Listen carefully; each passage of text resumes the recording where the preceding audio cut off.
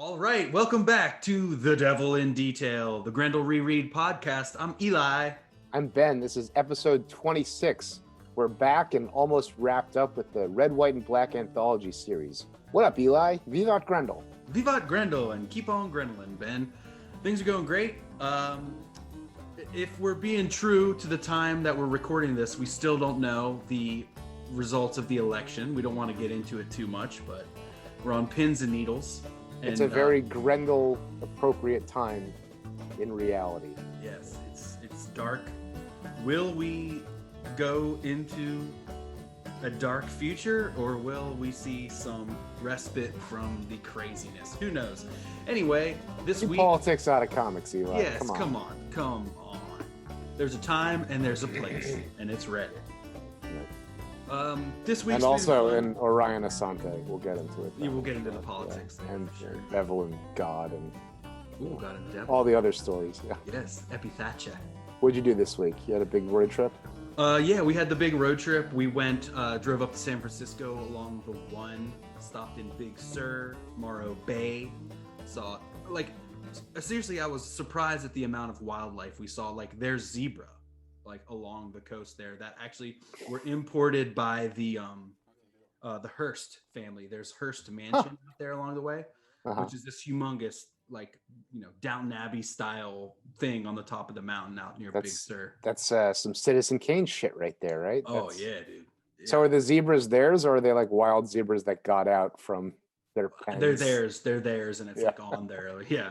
But they're just right along the side of the road too, which is real wild. Wow, that's cool.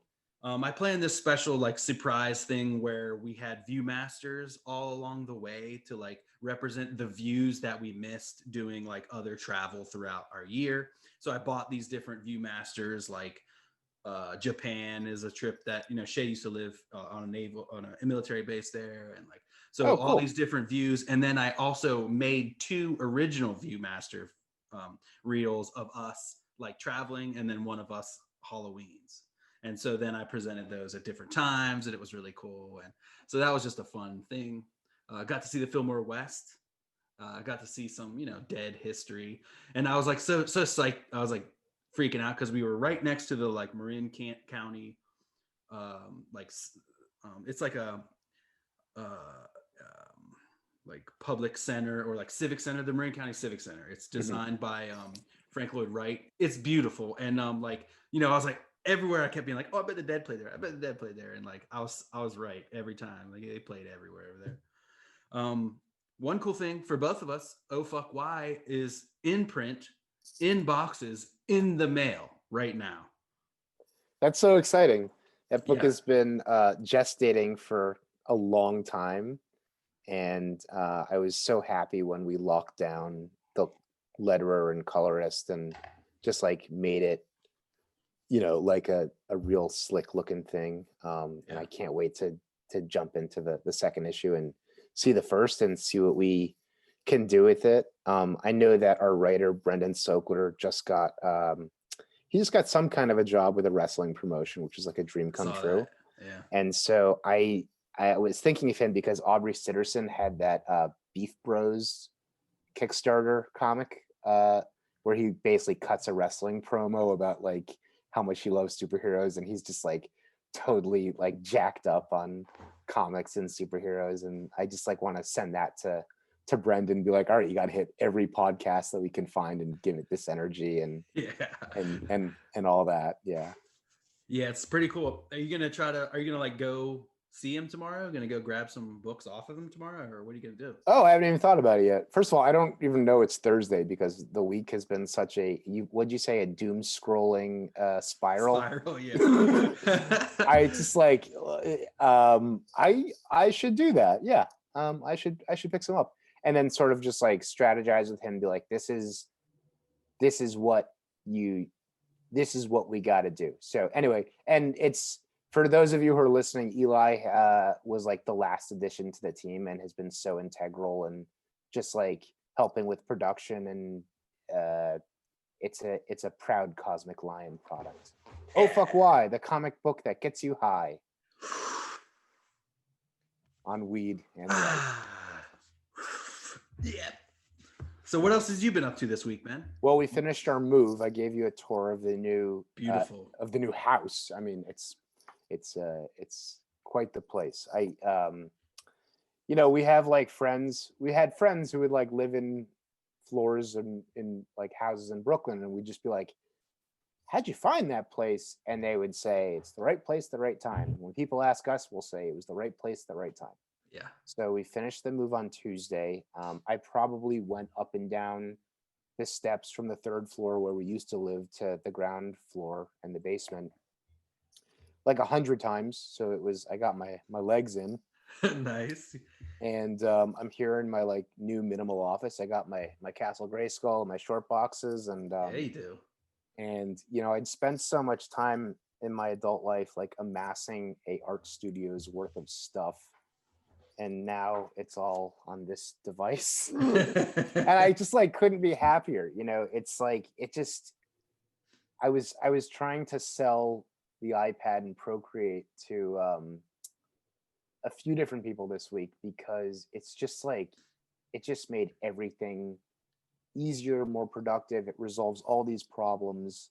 I always had a light box, but I never had a photocopier, so you could move things around, but I couldn't resize them. Right. And just like being able to do that without going from Photoshop, scan, Photoshop, reprint, it just made everything easier. So that was good. And then I wrapped up layouts on the third issue of my book, Mystic Connecticut, that I'm doing with a studio called One Day Productions. It's a husband and wife team who do film and all kinds of different stuff. And I'm 80 pages into the layouts. And what I told them is that we would sort of, it's their first book. They've done film and stuff like that. So I said that let's take what you've written. I will monkey around minimally to try to get flow and dialogue going, and then we'll lay out the first arc, and then you can see what it looks like, and then we can, I'm really not interested in like lawyering up about like dialogue and all that, though I do like to have I like to have a say in it, but it's not my story. Yeah. So I think that we have a meeting scheduled for tomorrow where we're gonna like go through everything, and I'm gonna say, all right, these are the questions about the science fiction B plot that you need to resolve before we can lock things down. And once that happens, I will, I think we're gonna maybe talk to a few different editors, get some input about like what it is and what we might want to think about and focus on, do a little consultation. But at that point, I'm gonna have like 85 pages of comics to make. Damn. So I'm very happy about that. Well, because you got your pencils down and you're ready to Well, put your it's layouts, but then once I get into the groove, it sort of becomes preliminary pencils or basically pencils. And so that I did 25 pages of it in the last 5 days. And so the first 3 pages are super loose, half-hour sketch 'em ups. And then once I get to something where I'm like, I'm definitely not changing this. This is what they wrote and it works and I like it. Then I start penciling. But when I'm in that mode, like I can pencil 5 pages in a day. And, I have a style.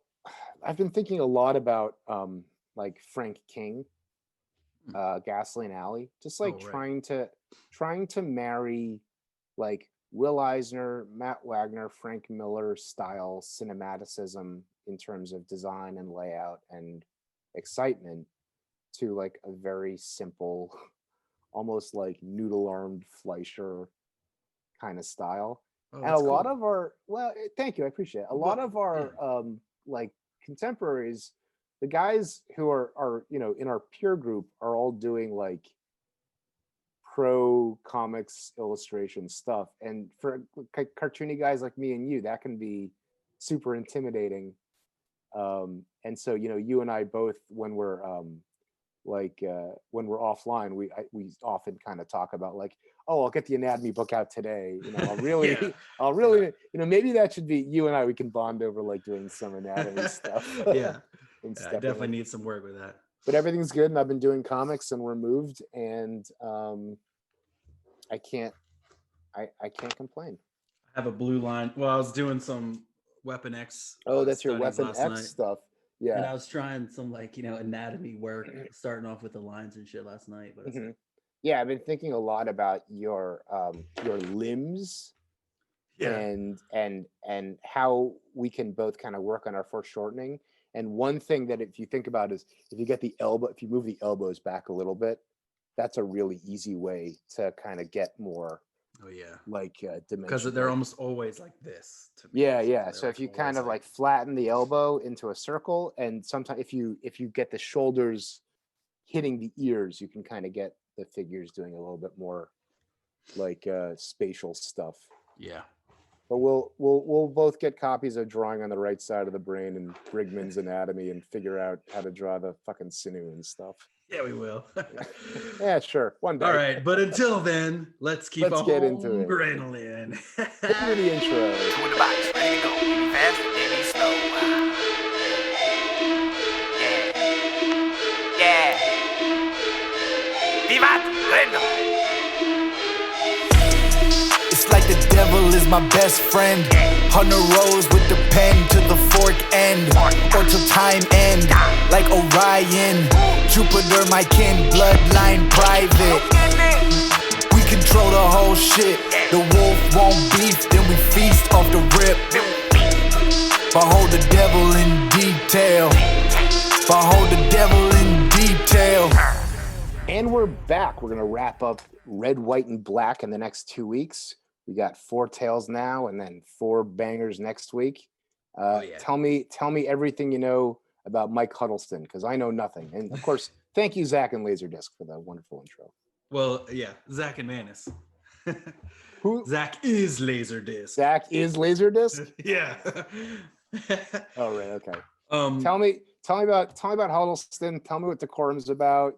Yes. Mike Huddleston You told me that you read Decorum, and then you read what it was about, and it were 2 completely different things. Yeah, it's definitely like, obviously, Jonathan Hickman is the writer, so that gives you a hint already of this wild story going between all these times. Issue 5 just came out, and I would recommend it for anyone, even if you don't have any of the other ones. It's like a standalone story about the training of this assassin. But I derailed you. Take me back to Huddleston before we get into the lunacy. Right. He is a art school graduate who graduated with Jim Mahfood. Early 40-ounce comics pals. They were Kansas City. Yeah, I think you're right, Kansas City. And some of Mahfood's earliest work was inking Huddleston. Huddleston clearly has a different style than Jim Mahfood, but it's amazing. And it's really come a long way since this Grendel story. Like, look at this shit. Like, I mean, some of these pages in Decorum are like absolutely mind-blowing beauty. It reminds me of the very best of European comics, the Breccias, the Topis, Juan Jimenez. Yeah. Like, it just looks like one of the best comics ever made.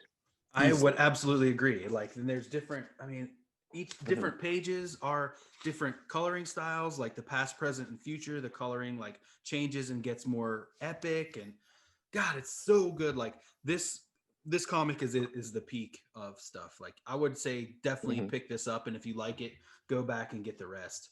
Huddleston also did Butcher Baker, the Widowmaker, the Righteous Maker. Butcher Baker, the Righteous Maker. Oh, it's Joe Casey. Okay. Yeah. So at one time, Butcher Baker was the preeminent all-American superhero. Now he's getting laid a lot, but one last mission could signal his return to glory. So it's kind of like, spoofing superhero books. It's also very good. I'm trying to think if like him and Mahfood did any other work that's not like 40-ounce comics related, but I just think that's where they did their stuff. He's a great dude. Runs? Did he have like runs at Marvel and DC? He has done some stuff. I actually got to hang out with him at one of Jim Mahfood's live art jams after Chicago Wizard World in about 2004. I sat down at a table and he was randomly there. We talked about music and art, and I think I told this story a little bit on the Mahfood episode, but sure. He was just a super awesome dude. He was like, He worked on the Coffin for Oni Press with Phil Hester. He did some work with Marvel and DC. Gen 13 with Scott Beatty. Butcher Baker was like his big book. The It just Strain. reminds me of like how many incredibly talented people and worthwhile books are out there. So and many. and I think we'll touch on this again when we talk about John K Snyder, where it's like someone can be in the trenches for decades doing excellent work, and like, you know, they might not be like a superstar, but once you see their work, you're like, wow, that guy's incredible. Yeah, and I Like, need how to did I like never hear dive of them in before? to Yeah, like his totally. body. Yeah. Mhm.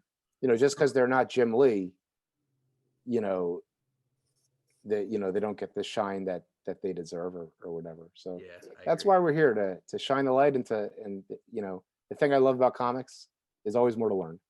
Absolutely. Always more to learn. May those good comics shine a light on you. So what did you make of Devil's Tide, Huddleston's Grendel tale? I like it. I like it. It's kind of like a classic mob tale of like a mob doctor. Mhm. We kind of flash back and forth in time from like, the first thing we see is like a dead body floating in the New York, in the river here. Yeah. And it's a tale of like just bad luck and kind of like this downward spiral of life for this guy who continues to have bad luck in his life. Yeah, it reminded me of the uh, the sports supply store owner from The Sopranos, who gets caught up in Tony's game, and then they bust him out. There were a few like classic mob things that I recalled in this batch of stories today.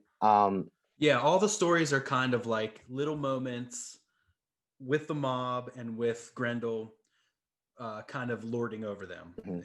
And Yeah, we've talked a lot about like story motifs and different moments, and this story, Devil's Tide, has shades of all different kinds of stuff. You know, it's got what Mahfoud described as like, ta-da, here's Grendel at the end, but then it Yeah. also reminded me of the two from last week with Stan Sakai.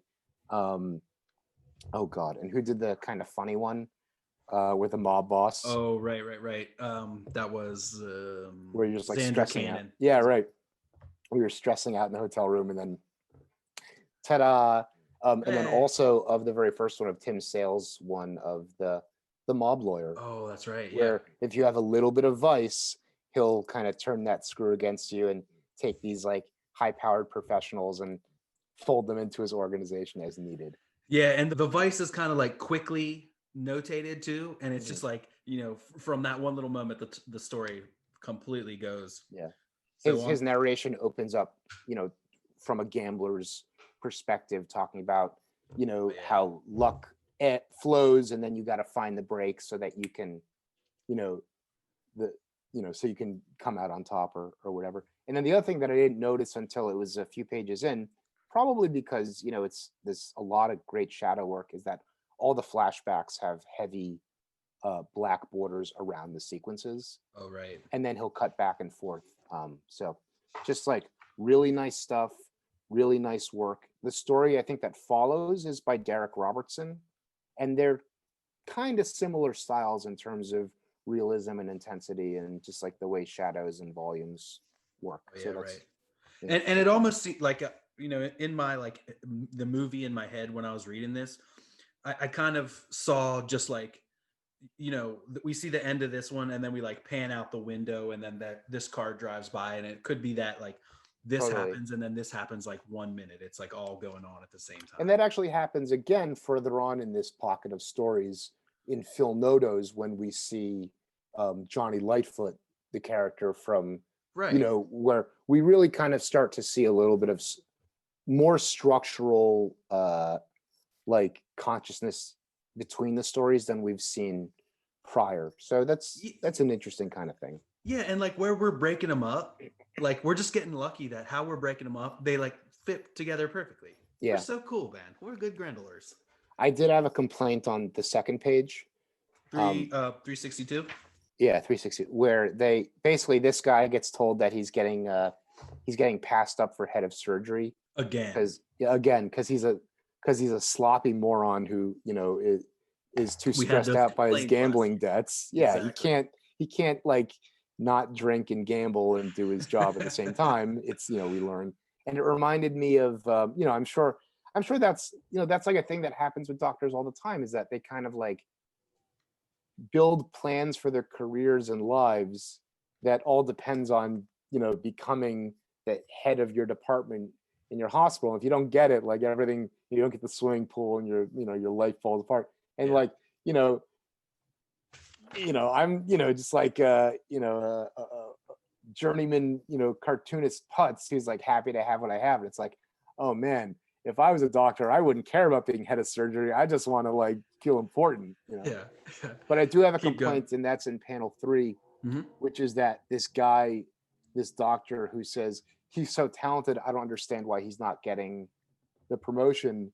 It just, the design on this guy is so similar to Dr. Rumsfeld, the main character, Yeah. that it always throws me off. It's just like, it's like literally the same face except with glasses. Right. And that's a the bit kind of bushier mustache, storytelling. but it's like Yeah, it's just like, it's the same type, Yeah, I guess this yeah. guy looks a bit older.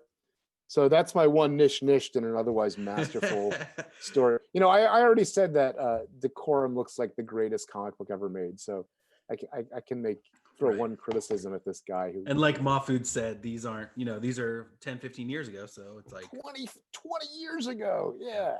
Crazy. 23 years ago. I like the duotone or the Zipatone. zipatone dots that he's Yeah, working yeah. with. Yeah. Yeah. He gets look at panel 2 and look at the door Mm-hmm. behind them, and on the right, on the frame of the door, he's sliced away a little highlight on the left hand my side of God, the yeah. frame. And then in the top glass hand too. Yeah, the glass window, he's got some sheen in there. Oh, that's awesome. Really classy use of the screen tone. Good job, Mike. Yeah, excellent gauge as well. Not Oh, yeah. everyone's so lucky. So yeah, after he gets passed up, he's kind of like just lamenting his luck again. And he also isn't getting like any emotional support. His wife is just like, how could you let them do that to you? You need to stomp right in there and blah, blah, blah, blah, blah. And he's like, yes, dear. So Yeah. he's getting kind of assaulted, and there's no comfort anywhere except in the reflection of himself in this glass. Yeah. When the wife is chiding him, maybe it's because I'm a younger man with not a normal career who's always lived in apartments. But when she says, we'll never get out of this 2-bedroom, I was like, why does a middle-aged doctor live in a 2-bedroom apartment? I was like, I live in a 2-bedroom apartment and I'm a schmuck. Like, what's going on here? And then there's a scene at their house, and I was like, oh, they live in Queens or Long Island, and it's it's a not nice enough neighborhood or whatever it is. I felt bad for him drinking alone on working on his ordering his third one and asking for more. Oh yeah, God. keep them coming, Joey. It said when the luck and aspirin had run thin, he's self-medicating on aspirin. Yeah, come on, you can do better, bud. He's a doctor. Yeah, get that morphine. Yeah, anyway, not to bury the lead, but we've already known he's going to be dead in the river. Yeah, God. I mean, I think that maybe it's not like super clear at first, but like it gets clearer and clearer. And this is like a close up of his face, the ebb and flow. You got to take the hard times with the good. So that's when he finally says that, like, my bookie suggested a more lasting solution to my issues. You don't want to compliment the light coming off the boat on panel 2? Well, I more so want to compliment it in the bottom corner. That's where right. It looks like That's right. laid Yeah. out slabs and He's so great. Toothbrush, probably. So this is where it's very much like Tim Sale, where you become a mob doctor. Yeah, you make a deal with the devil, literally. Yeah. This is but it's for a rival family, a family that has not yet been absorbed. Oh yeah, you're right. Right. So that actually gives us an interesting like timeline thing, because there will be other mentions of devil by the deed sequencing in these stories. Yeah, man, I actually read one more story today, and it's about the Seaboard Massacre. I'm psyched to talk about that one next year. That's the Dan Barrington one. Yeah, dude. Super it's awesome. cool. Such good. That's Oh, good. well, so now they're just saying, well, let me welcome you to the club, bud. You're part of the family now, and we're gonna make use of you whenever we see fit. I really like the design on this guy's face. Just like how big he is, how much bigger his head is, the shape of his nose. Yeah. Like he's he's very like good mob casting. Yeah. And he's now a mob doctor on the Mhm. hook for his life. Yeah. In on 364 in the top sequence, it becomes that's where it really cemented the flashback device, designing those sequences with the heavy Right. And now, thing. is it the first time we see them like both on the same page? Well, it's on the Yeah. previous page you have it, but there's so much shadow in the alleyway that it doesn't It doesn't play like it doesn't does pop. here. Yeah, so if this was in color, it would play really, you could play it a number of different ways. But because you're in black, white, and red, the other way to do it might be to do the border in the red Oh, true. to Yeah. get it to but Mike Huddelston, call me, I can't Yeah. wait to read. I can't wait to read more of this stuff. I can't wait to read the quorum. He Oh, kills it's so it. good. I Yeah. love this sequence because it does my favorite thing. You just the art of contrast. They get him on the pole, they pull him in a little bit. Mhm. Simple and effective. And They no do holding say- lines on that hook and stuff. Oh yeah, that's great. On the top of the hook, yeah. Mhm. They say his clothing could be waterlogged, or is there just a comma that should be there? Careful, don't know how long he's been in there. Clothing could be waterlogged. Yeah. I think Like, the word we don't want him to sink or something like that. We don't But want to lose him. I think waterlogged is like it's in your organs and stuff. That's what I thought too. Yeah. So that he's gonna be instead of 200 pounds, he's gonna be 300 pounds, Yeah, definitely. They're trying to fight to get him to figure out who he is and what's going on. And then we You think flash. you think that these are this is like shore guard, like NYPD boat guys, or it's just like like or it's the just mob like trying to cover other it up or something. or just like other guys on a boat at 3 a.m. It's the police. Yeah, I think so. I Okay. think so. Yeah. So then we flash back to the hospital where the mob is just like busting in, like demanding to see Rumsfeld, and like he's like, "What the?" They're like, "You can't go back there, sir." And he's like, "It's okay, bring him back." And he's like, "You can't be doing this. Take my beeper number. Come on." Yeah, that's crazy Yeah. that they would show up and then they just whatever, just do your fucking job, jerk off. It's like, Right. oh god. Yeah, like they show him no respect, which kind of Yeah. seems like weird. Like, but that's just, I guess. Well, just if he fucks it up, he's not. If he can't keep them alive, then he's not worth keeping alive himself. So Exactly. he's just a tool. And it's like gunshot wounds, and he's working on them, and it's just like, And he's paying off his debt. He's not making any money from this. oh no, It not at would all. seem. Oh god. He's paying off his gambling debts like to his bookie. So like I guess the bookie is getting some money. He's working, and then I mean we also see him like he's still like doing shoddy work. He's gambling still. He like, yes dear, no dear, yeah I know dear, and it's like his just life is going by every day, knocking him down. Right. And then what's this one? He's reading a letter from the medical review board that he Yeah. acted with careless neglect. So he'd already gotten complaints, has been passed up 3 times, and he's just like getting like his just work is just I feel like totally there's suffering. like these 4 panels in the middle are like different days. So the first day we see that it's like, I know I'm scheduled for 8:00. I'll be fine. But he was up late, like drinking and gambling. And so then he was like hung over in this surgery, probably fucked it up. And then now he's like, keep him coming, Joey. And then it's like, Yeah, I love that third one in the bar. It's totally Steranko Chandler. yeah. And a wider gauge on his Zipatone there. Some dots in the background. Yeah. Oh, nice. Oh God, Curtis Rumsfeld. And then I was kind of surprised to see that his wife is a, kind of plain looking middle-aged woman. Right. This isn't the like crazy Vice guy that we usually Right, see. the lawyer. It's not like the lawyer guy, Right. who's got he's got like his beautiful wife and his mistress, Right. And He's he just- doesn't have like these like sexual vices or like cocaine, and he's just like, it's just gambling and booze and aspirin. depression. Yeah, Yeah, aspirin. and depression. Yeah. And being, but the thing is he's a talented guy and people recognize that talent. but he's sort of self-sabotaged all Yeah, his exactly. potential. And then and Grendel finds that weakness. He's like, this is, or not Grendel, the mob finds Right. the weakness because he's in debt to the bookies. So like, what can we do?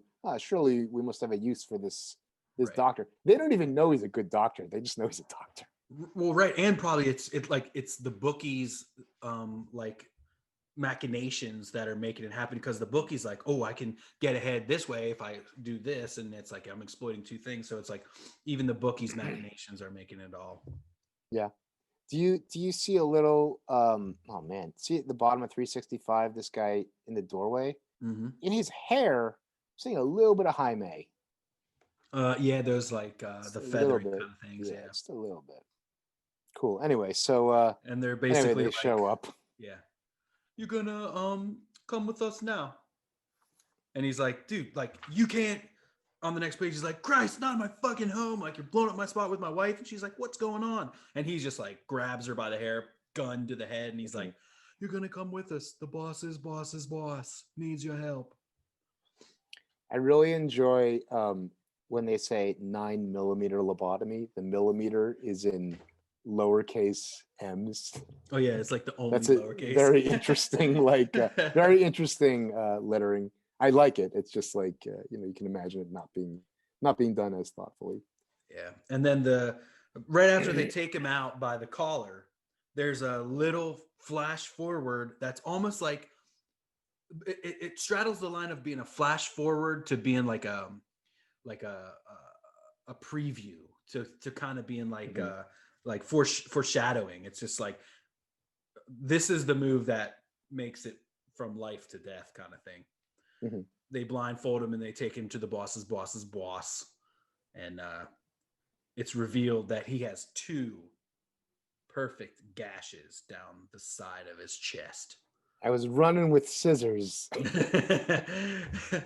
That's wonderful. Yeah, and so then I mean that's where we get our first like show of Grendel. Even that's the first anything of Grendel in this story so far. The lights go out, everyone dies. I feel like we've been here 5 times. Yeah, we've been here. flashes, Batman Grendel, yeah, and then the Yeah. the gunshots and is all the that. only light. Liz Sparks recreating that going down. Oh right, yeah. And it's interesting because like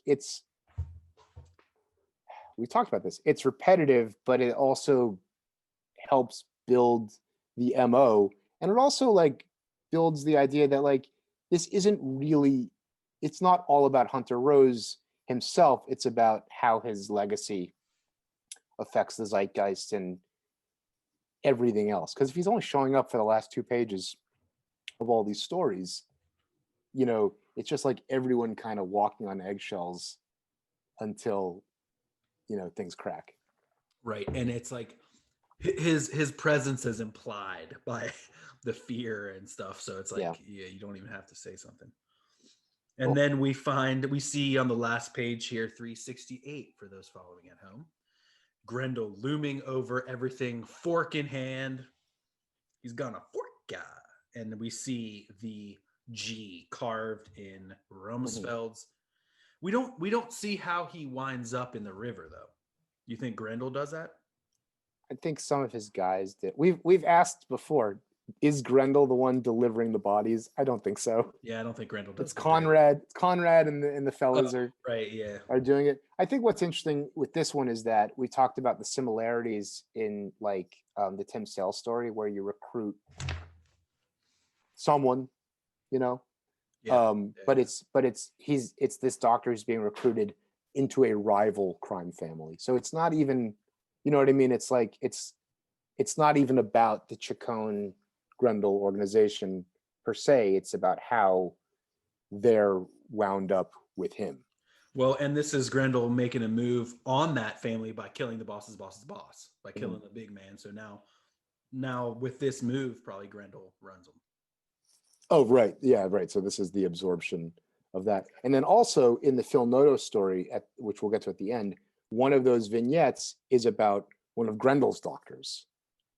Right. So again, there's some interesting like synergy, interstory synergy. Cool. Cool. I like Great this story. one a lot. Yeah. Good job, Mike. I think that these stories, we've said it before, I'm having a much different experience reading these in sequence and thinking about everything and really trying to keep the saga in place in terms of meaning and sequence and all that. And so I'm really excited to see how that continues as we move on with this story. These stories are, this is probably the second time I'm reading this batch, and I think they all became a lot richer. Absolutely. Having that mindset instead of just like, if you, it's kind of like bombing through them because I want to get to the main event, having to really put blinders on and focus on what's going on here has been interesting. Yeah, I agree. And all the context that we're building,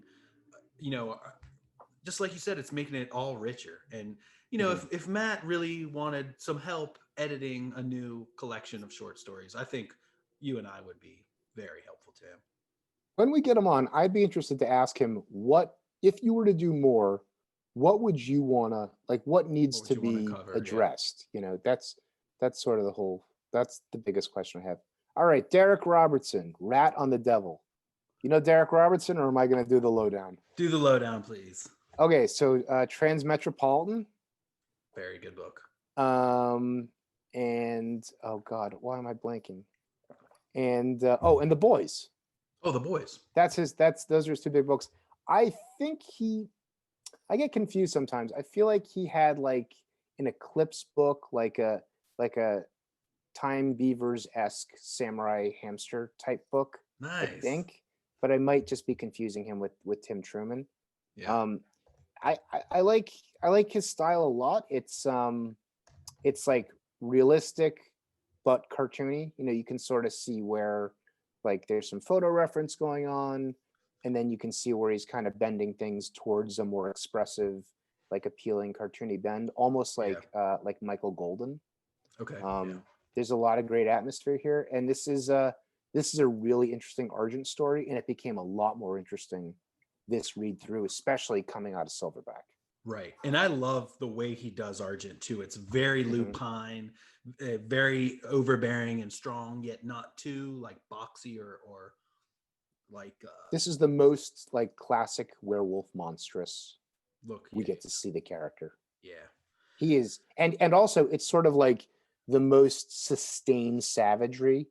It's like a whole sequence of Argent getting nasty, and so the question is sort of like, he's just as nasty and torturesome as Grendel can be when he's interrogating. Yeah, absolutely. Not more. Well, not more, but there was that one where Grendel was torturing the guy like over a sewer grate, and the rats were coming up. Duncan Figueredo one. Right. And there's a lot of those motifs, especially the rats and the torture and the blood, are present here too. Wow. So I think there's some interesting parallels between Grendel and whoever. So anyway, we open up on a steaming, awful New York City night. Where the fuck we going? And it's Sticky Baines in the back seat of a car. Yeah, he's got a very punk, like he's a very Darick Robertson character. Like his style really stands out. Like when you've read The Boys or Transmetropolitan, it's like, oh yeah. Yeah. You pick up quickly that he's not in a mob car, he's in a cop car. Right. He's asking for his lawyer, he's talking about his rights. And he's like an informant type of dude. Yeah. They want to know who the supplier was of whatever. We're done hearing your bullshit. We've done that profile. Yeah. We've decided to turn the matter over to another interrogator. And so we saw in Silverback 3 the beginnings of the relationship between Argent and the cops. First, he's like a murmured legend in the station, and then they end up like recruiting him. And what's happened between these two beats is that like they have a phone for him, or they have a way to to liaise with him, and like they've worked out different methods, or you torture whatever you want, but this is the info that you got to get. Yeah. And we'll give you our Grendel information. They probably have like this like trade off of information. they know they got things are so bad that they know they have to work together, and they have a system to make that happen. It has to be, if you're working against Grendel, brute force alone isn't going to do it. So you need to have a little bit of coordination, and so this kind of shows off what that is. And they drive him to this unknown part of New York City that he's never seen, where it's just all dark alleys and crypt keeper looking people. Yeah, very spooky. They referred to Argent's stomping grounds as like scooped out, stinking, rotten old apartments. It must be like way uptown by the river. It's got that thing where it's like, there's that very Neil Gaiman motif of like, oh, I'm in this part of the city I've never seen, and I could wander for weeks, and it's, I wander for hours and it feels like weeks, and I don't know where I am, and I'm in a dream, and it has kind of that sense to it a little bit. Yeah, well, because he doesn't know what he's in for, so they throw him out of the car, and he's like, "You mean you're free to go, right?" And he's like, "But like, the fucking cops are trying to scare me, but like, also, where am I?" Yeah. Really cool, like circle panel here. He's got the red eyes and stuff, and then we can see Argent kind of like creeping in the shadows behind him. Yeah, look at the arch. He looks like a Muppet, like a giant sloping arch of his neck. Super scary. Yeah, and all the street signs are shot up in bullet holes. He's like, "Hey, like, guy with the cart, can you help me? Look, I just need help." And that guy, and the crypt keeper guy is like, he's like, yeah, that guy always kind of threw me off because he is like a crypt keeper thing. It sort of adds to the magic of it. I love this one with the shot up street sign, like the composition. Yeah. Between there's three elements, right? There's the balloon, there's the street sign, and there's the guy, and they're just like composed so well, and like the meaning. It's so easy to decode the meaning out of that panel. I really enjoy that. Anyway, yeah, I like the shading too. The backgrounds, it's kind of like not sparse. It's not well defined, but like you said, the other three elements are so well defined that just the like shading is like his ink shadow work is great, and then there's also what looks like Matt's famous black Prismacolor exactly in there as well. I'm gonna say that this one where panel 3 of the crazy guy. Yeah. I always thought that he was like holding like a Led Zeppelin staff. Yeah, I thought, but right? That's not what's happening. But that's just something. That's just a piece of garbage in the background. Well, you can see in the frame 1, there's like a post kind of jutting out. Yeah. So maybe that's kind of because he's in these robes. Yeah. Maybe if he was drawn more like I mean, he's not he's in like a contractor's bag. He's in like. Oh yeah. He looks like Cogliostro or something from Spawn, or like some sort of. Right. He does have a shopping cart. Yes. Oh, maybe he does it. Yeah. Anyway, so that's my minor complaint that he's like a little too fantastic because of the rope. So yeah, he's like, "What the hell?" He's like, "I love this." He calls him Piss Pop. He's like, "I can smell you, Piss Pop," and I can tell. I wonder if Darick Robertson is a Brit. I don't think he is, but this is a very like Johnny Rotten. Yeah, I was thinking that too. Like Sex Pistol kind of guy, and so like Piss Pop. And so now we see as he's like walking away down the alley, we see again Argent creeping through the alleys, and then almost as if Argent can control these like animal minions, like a sea of rats overtakes him, and we get this final panel of Argent's eye, like and it's weird because the Argent eye is very human-like, in a way. I love the worm's eye view of the rats coming in, just like the perspective and the movement on them is really tremendous. And look how thick the gutter is on that Argent eye panel, how it's kind of set. You get an extra little beat of time compared to everything else. Right. Like in a movie, this would be like flashing, like darkness and light, and like we'll be seeing these different. Yeah, that's really well done. Yeah. I do a lot when I show comics to my storyboarding students. I do a lot of clapping, like rhythmic clapping, and to try to explain, to get the Zappa out, Oh yeah. like how you would count out the syllables of a word or something like that. Awesome. Cool. All right, so next page, it's a charming fucking neighborhood that he's running through this sea of rats until he cuts down an alleyway, trips and falls No, maybe into a don't go in the alleyway if right. it's so gross. You're already in like this whole area is an Yeah. alleyway. So these And are then dudes that Argent has eaten. oh my god, he falls into a rib cage and some skulls. He's like, "What the fuck is this place?" And that's when Argent steps on the scene and he's like, "You shall see." Mhm. That's a great fear take and lettering. Yeah, and then Balloon. I have a tough time drawing fear. I had a few panels this week where I needed close-ups of someone in fear, and I brought up like the Scott McCloud making comics facial reference, which is I use it all the time, but like it doesn't quite do this. what about the little like things coming out of their head? You know, the little. I know, but I want to get it to look like Yeah. Yes, this isn't Peanuts. This is I enjoy symbolic motion and emotion quite a bit, but I'm trying to step up my game. yeah, absolutely. Like I'll rip Respect. off from this. Yeah, this is so nice, and then the camera is placed quite well with the rear lupine leg, the lower left. Fuck, oh Christ! Oh fuck! Oh shit! Trips again. Oh look, lowercase lettering also with the oh fucks. Oh yeah. Because it's like maybe mumbles and fast. Yeah. And I mean, we've seen that a number of times in these stories. Yeah. Well, and that's when we see this amazing Argent piece. Yes, Crazy. Your words are as foul as your ugly little soul, Mr. Baines. He knows him. He's already filled in. The cops filled him in on the situation. And I think he can Argent's sense his having soul. fun. He's got Maslin's soul sensing curse in him. Yep. You think he's having And fun his with him, hunger- little cat and mouse? I think he's playing a little cat and mouse. Cat Sure. and wolf and mouse. Sure. And, And there's more skeletons, by the way. It's just yeah. all his eatings are. Absolutely. And then this is where he pukes because the smell, I'm sure. He's like, you're gonna Yeah, I smell wasn't sure more if it than was the bile." smell or the fear. Everything, man. I think it's the sea smell. of- Yeah. Yeah. Oh, I think that when I was looking at it, I didn't see like all the gore. And I wanted to be like, it's because Argent smells.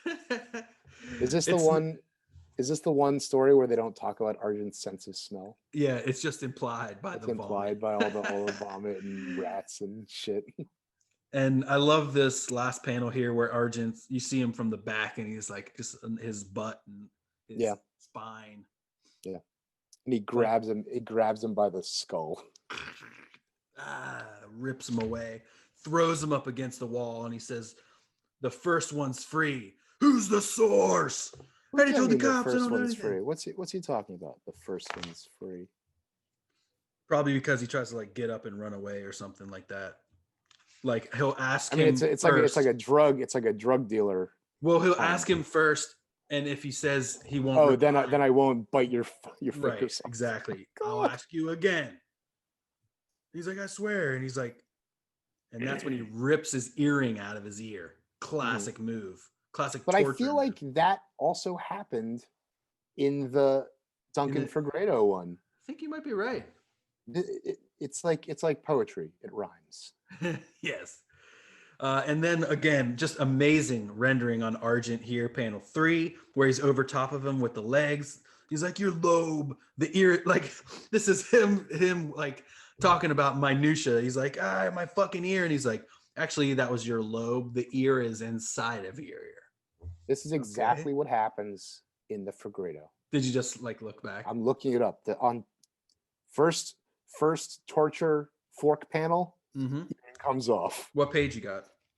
149. Oh yeah, there it is. Crazy. And it's a lot has been said about Grendel not torturing, right? Because he uses fear. He only tortures for interrogation, but usually it's just one stroke, like with Bernie Jean, and you're splayed out. Anyway, not to get too far away, just saw a little parallel. But man, he continues, and he's like, second chance, and he's just sticking with it. He's like, I don't know. And then Argent, beautiful panel, bites off his middle finger at the center knuckle, and says, "Fuck you." I really felt like this is a savage side that we just haven't seen this level. It'll usually be one panel of the, he'll rip off the face and then we'll move on to something else. But this is like 3 pages of like sustained fear and torture, and It's like police brutality. Like, has he yeah, have like the brutality of the New York City police like rubbed off on him in a way? And he's I like, think they've both enabled yeah, for each sure. other to do it. Oh God. Argent continues, man. He rips off another finger. He bites it off. Just beautiful wolf face here. And he's like, not the other one. I fucking told you. And Argent's like, you got 20 fingers and toes, bitch. And then sticks his finger like basically up and through his nose. He like sticks his finger. And then we get to the face. No, not the face. Oh, okay. And he's like, it was the Chiconis. It was the Chiconis. Yeah. And then fucking he'll fork you. Yeah. He got a fork right to the eyeball, like right through the brain. And Argent's so again, this is you said that Dan Barrington is going to be the Seaboard Massacre, right? So this is really nice in sequence in terms of how much power we're talking about. Yeah, this is great, and he's still got the finger up his nose when he turns. To look at him. And I can't say enough about the faces of Argent that Darick is amazing. Doing. It's beautiful. Yeah, these are we talked a lot about when Guy Davis did his Argent, just like how weird and wild it was. That was and another then, good Argent. And then there's the one, the Kelly Jones one that we sort of, didn't give a full turn to. Let's see, But was another good Argent tale for sure. It's another Argent tale. Right. For sure. I really like that we've got a little fork rope action. Oh, I know. Yeah. That's another thing we talk about so much is like, what is he doing? So I have a thing that he's got like the tip of the fork. And so he threw it, held onto the fork, and it's got like, and then he presses a button in that base and it like sucks it back up and he's able to like. It looks like, I think it's not super clear what's happening. Right. But when it does fork him, you can see the entire. You can see at least 3 feet of the shaft of the cane. Yeah. And then all we see is it's a flick sound effect. So it's like, and then that must like retract it. Exactly. It comes right up. Like the curtains. In the next like panel, it's kind of unclear if there's any more rope or like it looks like. It's like a tape measure like you have in your hand, but then it's kind of still sucking up a little bit. There's a little line. This last page is really tremendous. Love it. Look at that, Argent. Your little stoolie. He broke. I love that. There is a little bit of humor in that second to last panel where they run off. They don't, and we've talked about this before. They don't really tend to chase each other across the rooftops. Right. They'll chase each other in the streets, which kind of brings it, like Spider-Man and Daredevil, they're doing, backflips and pirouettes, but here they're running through the streets. There's that one, what's the one where it's all architecture? Right. It's this one here. It's, what's there's his a name? Oh, no. I'm actually confused. It's the one where, it's the Matt one that we did last week. Oh, yeah. Where at the end of 360, Argent's just taking some fork action to the gut, but he just kind of watches Grendel like dance off to the rooftops and like doesn't chase him. It's like, fuck, I don't need to do that. So they run through the streets and then the rat licks up the blood finger. I like this one a lot more now in the reread project with Silverback under my immediate belt. Right, it's great. Than I did the first time I read it. And I think that we talked about like, I think that I would have instead of this old man for half a page, I think I would have preferred a little bit more info on the cops. Right. If you put more cop Argent info instead of this like a flashback of the set of this or something. Yeah, something like that. I think I would have gotten a little bit more up, but I really did enjoy this more than I did. And I think it's more amusing than odd, the humor in that second to last panel. Last one, yeah. It's but there is a weird kind of tonal like humor in it. Yeah. Great story. Yeah. All right, next story. My hair is crazy. Yeah, we are dressed the same. Right. And I should tell you that this week I accidentally went the most viral I ever had. There is a Instagram account called What Is New York that somehow found one of my Post Malone lookalike posts, Yeah. and it got 20,000 likes. What? And it was a very odd never read the comments section, because it wasn't like people were talking about my work. They were just like, this guy wishes, And I was like, well, not really. It's just like, it's just one of those things. So you too can be in the Can go viral. the almost Malone club with me. Tell me about John K. Snyder. Yeah, J.K. Snyder. I actually don't know a ton about him. I just know him from his Grendel work, if I'm honest. The third. Yeah, when I read God and the Devil for the first time 2 or 3 years ago. I read it on my Hawaiian vacation. Oh, nice. And I had never heard of him. And then it was like synchro mysticism. He just like showed up in my Facebook feed. And I'll be honest, I was like, I know that God and the Devil's from like 1987, 1988 or something like that. Yeah, I think so. But I was like, this is the same guy. Like, this is wild. And God and the Devil is a good looking book. But it's also got like guest inkers, right? It's got like Jay Geldof and Bernie and another person. Sale, I think, or he just does the covers. Tim Sale does like a prologue, really good prologue story about like the Elvis priest who dies or something like that.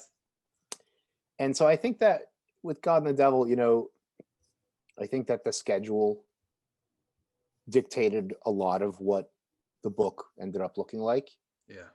And Matt talks about that monthly schedule for those 4 or 5 years and how hard it was. But everything I see by John K. Snyder now, it's like here's a guy who's been working he's probably been making comics for 45 years, and like he's been making high level stuff for at least 30 of those. And it just looks like a journeyman auteur. I don't know. Like he's always doing books. He's always doing work. He gets these incredible effects. He's very similar to Matt in a lot of ways. Those paintings, those like Dr. Midnight covers. Yeah. He gets this like wonderful grit and texture.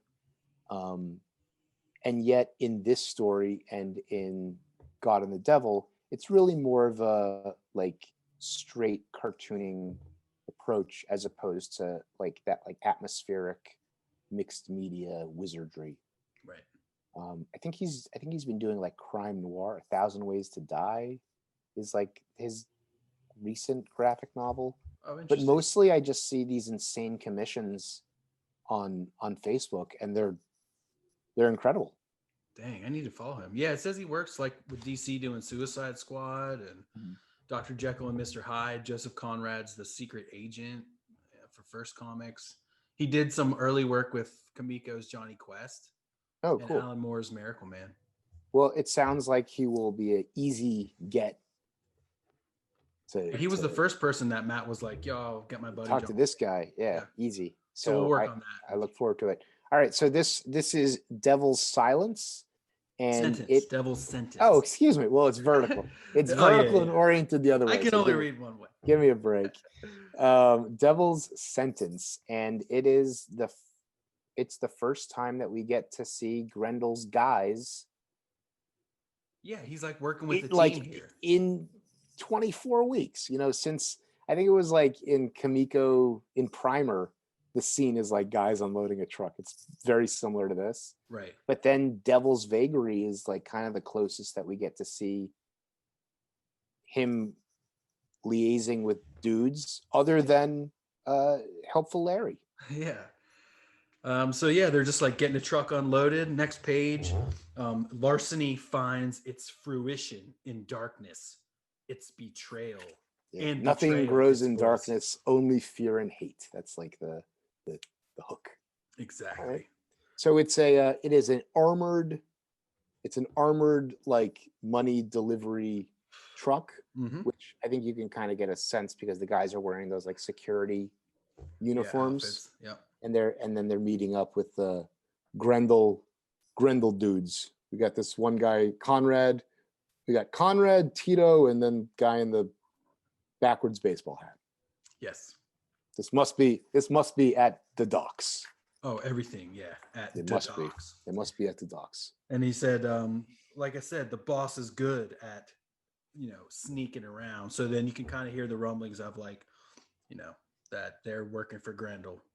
And then on the next page, he responds to Thomas Lightfoot. He says, I am here. I am there. I am everywhere. And Thomas Lightfoot is the new guy. And he's like, you think the boss is here? And they're like, yeah, he's here. Exactly. Like, yeah. So this splash of the Grendel reveal is kind of like the image that I recall the most when thinking about it. And I have to say, unfortunately, the ceiling lamp always read to me as like a Japanese hat kind of thing. Oh, I always really? thought he was adjusting his hat in the quick read.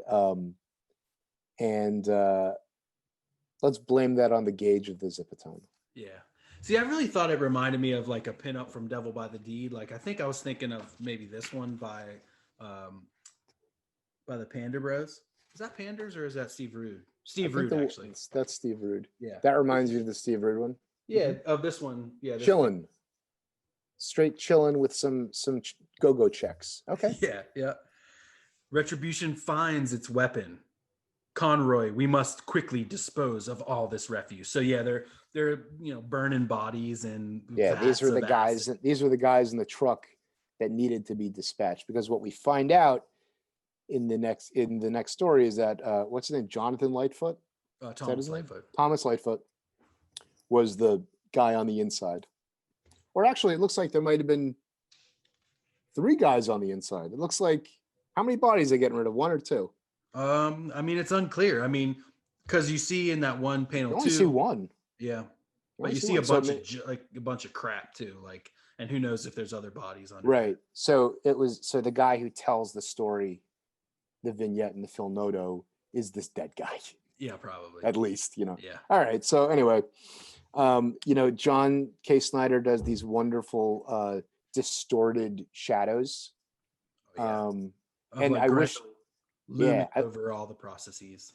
In the edit, I'll bring up the John K Snyder pinup from the Dark Horse Devil by the Deed, because there's some more of that really distorted, long-necked, pointy-chinned stuff. Anyway, so then these guys get this. They unload. It's 7 grocery stores weeks haul. It's the safe from 7 grocery stores or something like that. Okay, yeah. Right, so and only one deep guide. I want every shekel accounted for. How do you, as Jews, how do you feel when because I guess you could say you would use the word ducats as synonymous for money, but you wouldn't call them pounds or pesos or rubles necessarily. I think it's funny. I find it amusing, and it's hardly the only racially insensitive language that the Grendel goons are going to end up using. There's a lot of native slurs. Yeah, a lot coming towards Mr. Lightfoot here. I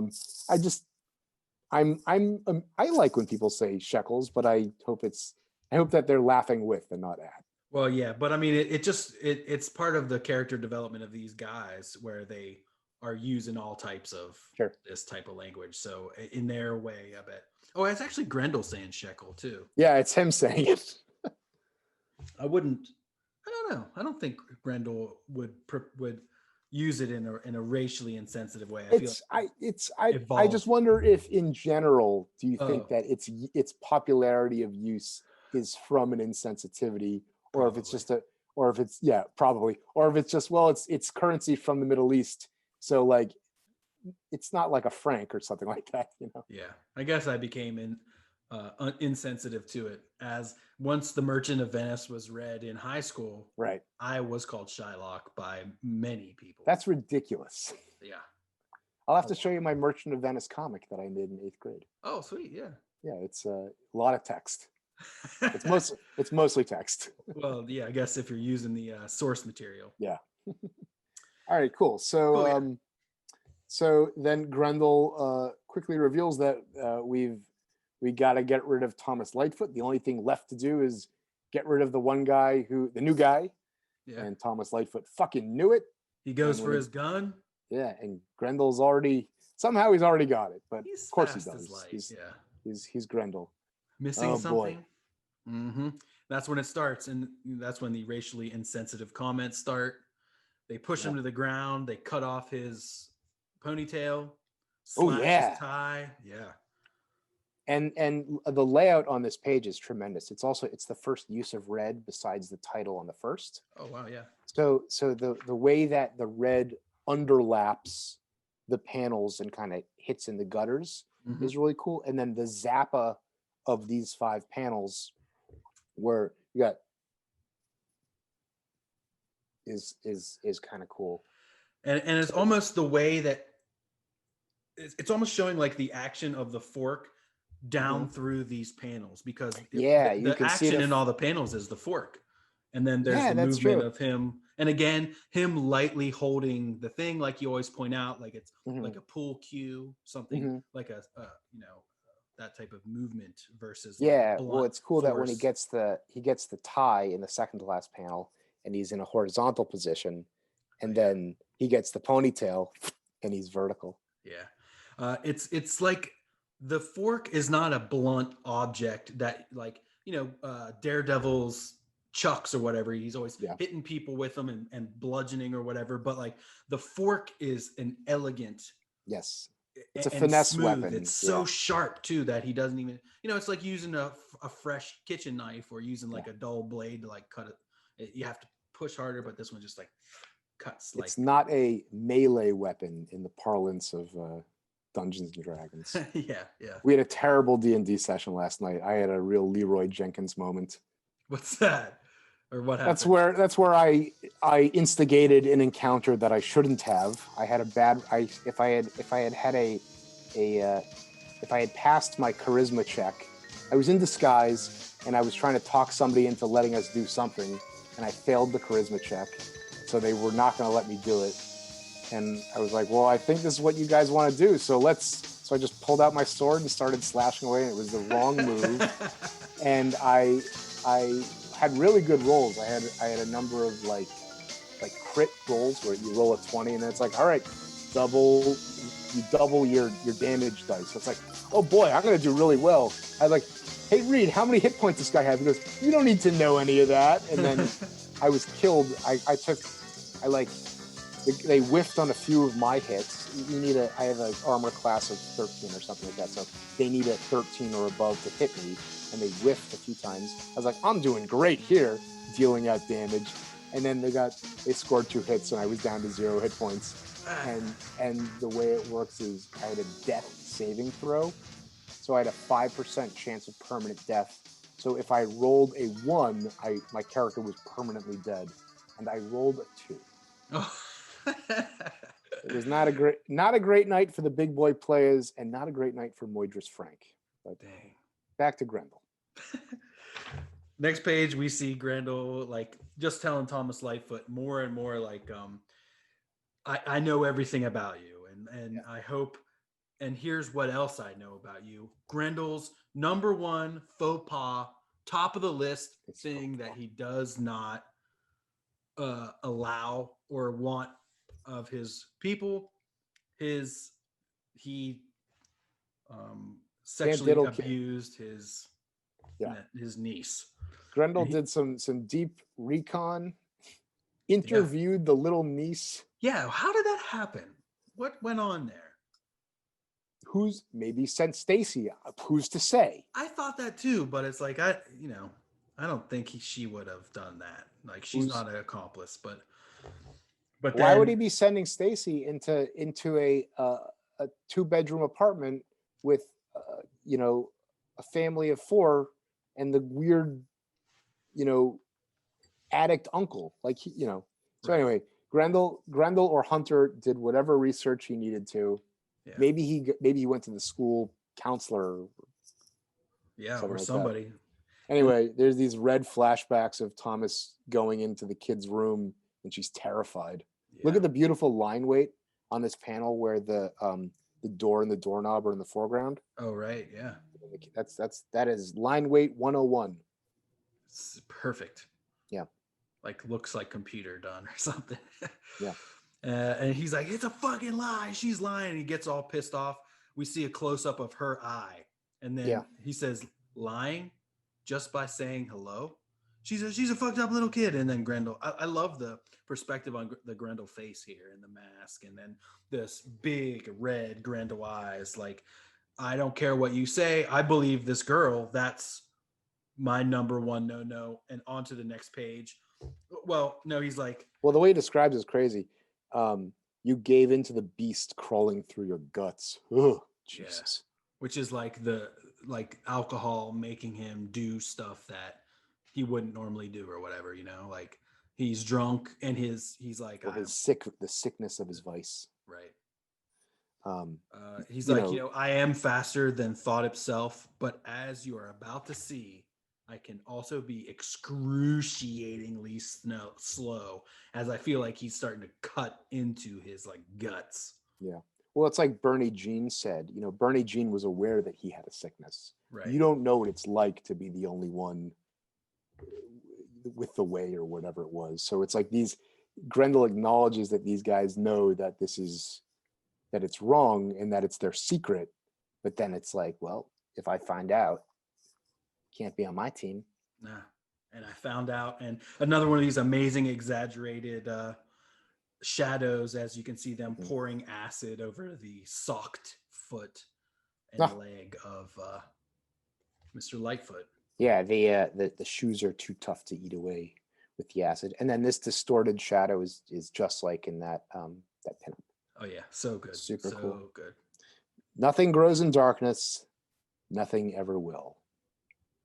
Which is interesting because it's like Grendel's empire is an empire of darkness, but he needs to have all the info. Like the only mystery is of Hunter Rose. Right. Everything else is out. Hunter needs everything out in the open in order for his shit to grow. Right. The spirit of aggression to take over the way he wants it to. And he doesn't want any like blemishes in his crew. Anyone he can't feel like not necessarily trust, because I know that Hunter feels himself so high above all of these people that these are just pawns and he's the king and there's like almost no one in between except for Larry. And you just got to follow that one rule. Yeah. It's unspoken. It's not like he tells you what the rule is. It's just he doesn't have a pamphlet that he hands out to all the new members to make sure they're up on the rules and stuff. You can do a little bit of angel dust, a little bit of real estate. Yeah. This you can't do. But nah, like you said, no diddling. And no evangelical charlatanism. Right. Sorry, Paula White. So here's the last tales for today. We're going to quickly go through this one because it's kind of super dense. The Devilish Escapades by Matt and Phil Noto. Yeah, 7-minute mysteries accompanied by pictures. Sort of structured like a old pulp kind of thing. There's even these kind of like paper folds and I like that stuff. things. Yeah. What do you want to tell me about Phil Noto? Man, I don't know Phil Noto. I know Noto. He is. I should have done my research. Come on. That's Eli. okay. I'll tell you one thing about Phil Noto. All right. I think he did a Black Widow series at Marvel with Mark Waid, and it's very, very nice, full digital painted. It's in this similar style, but the painting is very cinematic, like cinematographic, where there's a lot of cool light bouncing off of stuff. And so my assumption is that he's been a mostly Marvel freelancer for 10 plus years. Yeah, he's done Marvel, DC, Image, Dark Horse, but tons of covers, tons and tons of cover work. Big work on like, Buffy the Vampire Slayer, Right. Batman Doc Savage, Supergirl, Batgirl, Uncanny X-Force, a big run in that. Some Avengers Origin, Wolverine and Jubilee. That's cool. Yeah, So he's done a lot of work. this Devilish Escapades is like 7 different like vignettes from different perspectives of people who either we've seen or haven't, who are somehow caught up in New York City's web of Grendelin, whether Grendel shows up or not. And it is oddly framed by Hunter telling an uncomfortable bedtime story to Stacy. Oh yeah, okay. I kind of didn't realize that. Right. Yeah, the first one's kind of about this guy who probably was just in a fray with Grendel. He stumbles into this family's unknowing basement to where he's been living. The wife goes down to do some laundry, finds him.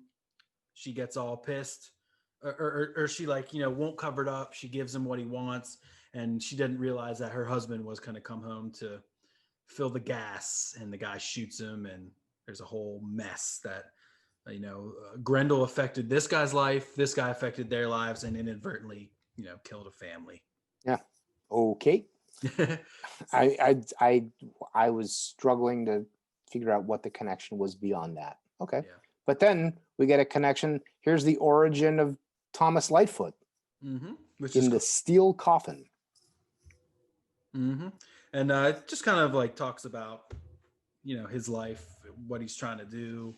He followed procedure to the letter, but generally kept to himself. Mm-hmm. It's told from the perspective, presumably, of the guy that they killed in the heist. Right. Or like the other driver or something. Yeah. It ends with Grendel showing up. And killing. Yeah, the guy didn't even get to draw his gun before Grendel got him. Right. Okay.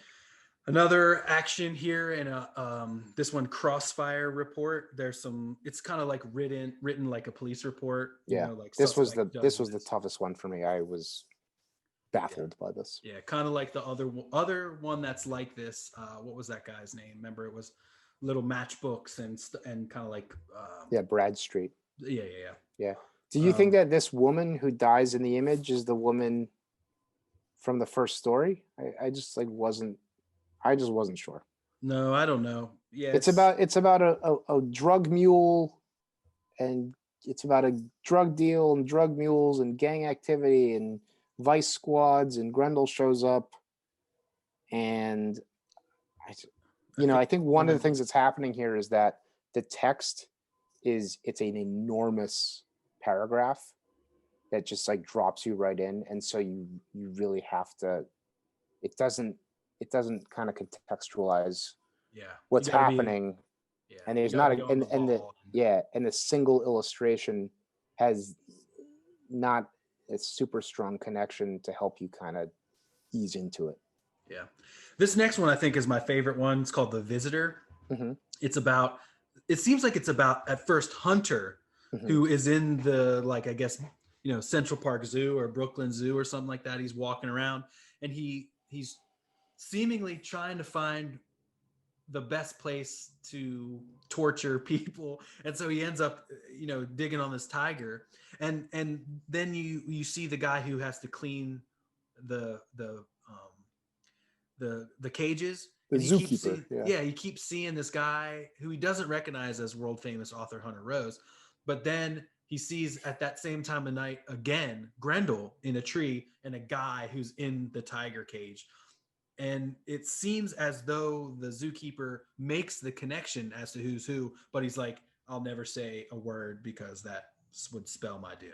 The tiger ate 40 pounds of this guy before he could tranquilize it. Right.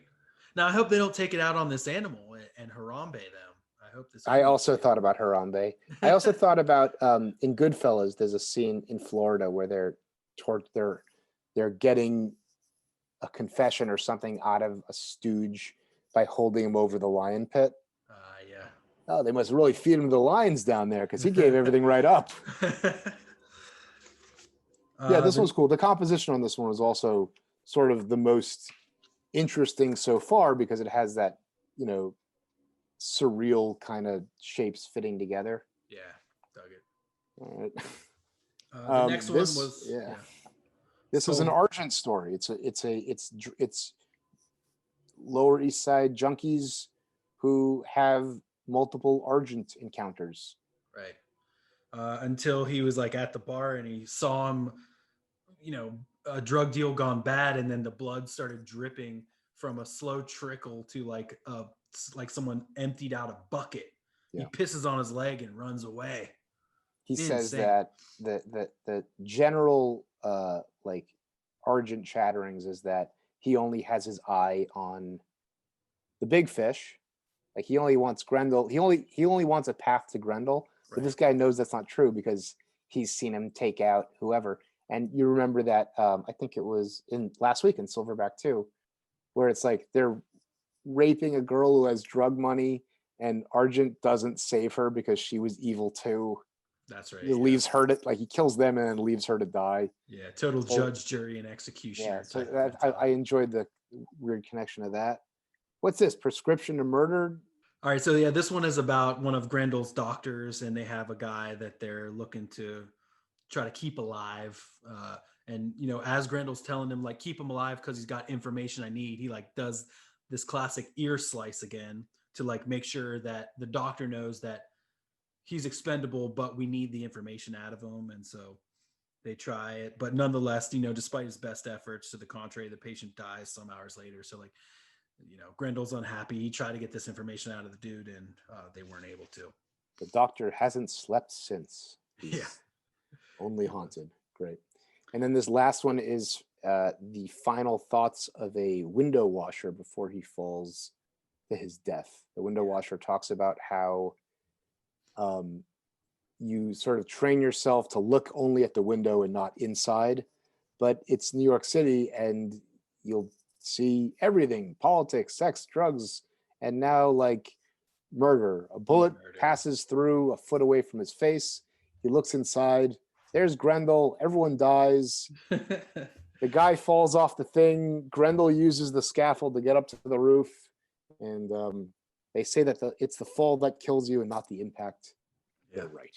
Okay. All right. Yeah, that isn't my favorite one of all time, but it gets us to our last 4 stories of the this type of story, which we've been kind of locked in for most of this podcast. We've been doing the Black, White, and Red, Red, White, and Black anthology stories, short little vignettes, but now we're finally since like episode 6. Yeah, that's crazy. Like 10. Oh, it's since episode 6. Yeah, something we like took that, little breaks for Batman Grendel and for Silverback, but now next week we've got the amazing Roulette du Diable by Dan Brereton, Devil's Duel by Matt Wagner, Devil's Eulogy by the amazing Michael Zulli, and Devil Deed Denouement by Ashley Wood.